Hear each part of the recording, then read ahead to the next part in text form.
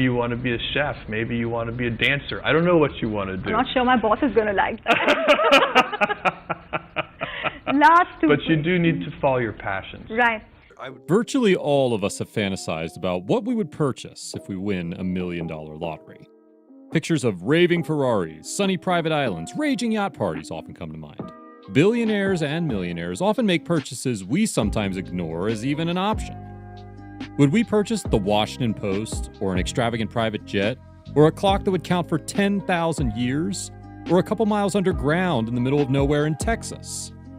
Well, if you're Jeff Bezos, you do all those things and more. By now, you surely acknowledge the bold, smiling face, and you'd probably have a couple of dozen Amazon boxes lying around your house that you meant to recycle weeks ago. That little company led to Jeff Bezos being the richest man on Earth, with an insane fortune of $113.9 billion. To put that into perspective, if he spends $20 every second, it will take him 177 years, 2 months, and 29 days to spend all of his cash. But Jeff is spending more than $20 per day. Though he is widely known for driving a Honda Accord, Jeff is far from frugal. Today, we're going to take a look at how Jeff Bezos spends his crazy amount of resources. From the businesses he buys, to almost all of us wanting his mansion, to the jets he flies. If you're Jeff Bezos, you can snatch up much more than one miserly haul. Try 3 villas, a DC townhouse, and a massive ranch. Jeff Bezos owns so much real estate, he's the 25th largest landowner in the United States, rivaling forestry companies and even farms. Jeff's first significant estate purchase lies in medieval Washington, a few miles away from the wealthy CEOs of Washington, including Microsoft owner Bill Gates. Seeing that Jeff and his wife at that time, Mackenzie, put down $10 million for a 5-bedroom house, 20,600 square foot home on a 5.3-acre waterfront. The apartment includes a pool and many posh features you can expect in a mansion, but that wasn't enough. 7 years later, they purchased the neighboring home, an 8,300 square foot home with an additional 5 bedrooms and 4 bathrooms that cost the couple over $50 million. On top of that, the home was renovated in 2010 for a whopping $28 million. Little is known about the interior of the two houses, but there is an odd feeling that there is an Alexa in each room. This $88 million investment is 88 times the average American will make in their lifetime. But Jeff is anything but ordinary.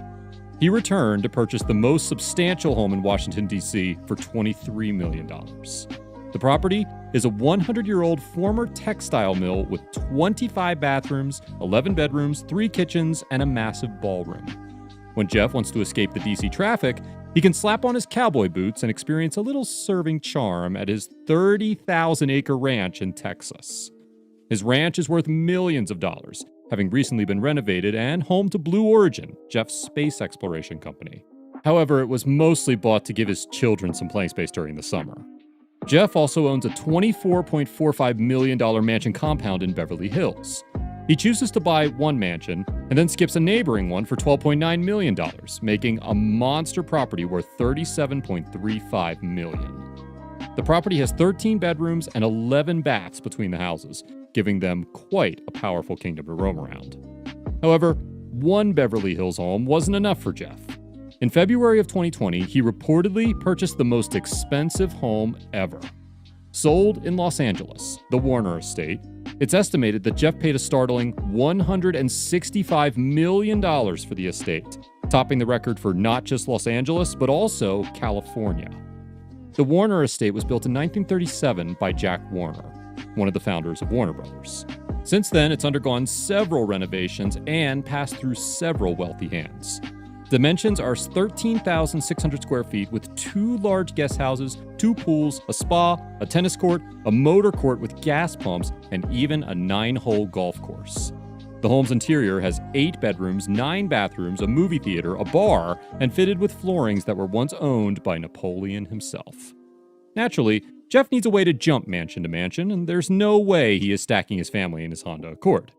Jeff owns a Gulfstream G650ER, which costs a whopping $65 million. The aircraft has 3 living areas, the most notable of which is a lounge area with 2 couches, a retractable flat-screen television, and a built-in wine cooler. There is also a back bedroom and a dining area with the most convenient seats on the planet. flying in one plane will make it hard to ever fly in a regular aircraft again. Since he started dating Lauren Sanchez, Jeff has been spotted off the coast of Italy on super yachts and in Wimbledon. He recently pitched a lavish week-long birthday party for Lauren, which covers a party with high-profile celebrities like Orlando Bloom and Katy Perry. The birthday week ended with a romantic trip to Bath on a private yacht. On these trips, there is no doubt that Jeff has spent more on a single toast than most people spend on a week of food. He's known for picking unique foods on the menu, often opting for things like an octopus for breakfast. He's reportedly said that if there's something he's never had on the menu, he has to get it. Aside from fancy meals, expensive planes, and lavish properties, there are a few other places where the wealthy can spend their money. Mainly on other business ventures. And when you're as wealthy as Jeff, you can put your money in some other businesses. Jeff Bezos has invested in the Long How Foundation, a nonprofit organization based out of San Francisco. The company is building a 500-foot tall clock that runs on day and night thermal cycles, and it's meant to take once a year for 10,000 years. The clock is built on Jeff's ranch property, buried underground within a mountain, and it's intended to symbolize long-term thinking. Of course, it was also Blue Origin, which is Jeff's space exploration company. The company focuses on vertical takeoff and landing vehicles with an introduction that would allow humans to colonize space. The company is mostly funded using Jeff's money. He has been quoted saying he plans to use his Amazon fortune on space exploration, which he tries back to his fascination watching NASA missions as a child. Although he's on the run for becoming the world's first trillionaire, Bezos is said to often prefer driving himself around in a used Honda Accord, which is valued in the low 5 figures. A profile CBS's Bob Simon did of Bezos in 1999 for 60 Minutes, resurfaced by GeekWire, showed Bezos driving the car. When Simon asked, "What's with the Honda?" After a laugh, Bezos replied, "This is a perfectly good car." However, despite this inspiring modesty, Bezos is the proud owner of the stunning sports car collection. Number 1. Ferrari Pininfarina Sergio, $3 million.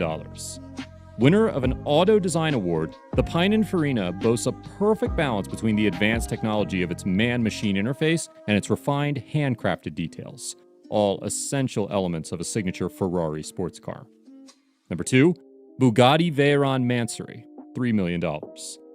Integrating traditional craftsmanship and hand-picked materials, the limited edition Veyron Mansory is the perfect combination of luxury and expert engineering. Number 3, W Motors Lykan Hypersport, $3.4 million. The first hypercar created by W Motors took center stage in Universal Studios' Furious 7. It was featured as the hero car in the movie and is the most expensive car ever to be featured in the Fast and the Furious franchise. As you can see, Jeff Bezos can spend his money however he pleases. So what would you do if you have a fortune like Jeff Bezos?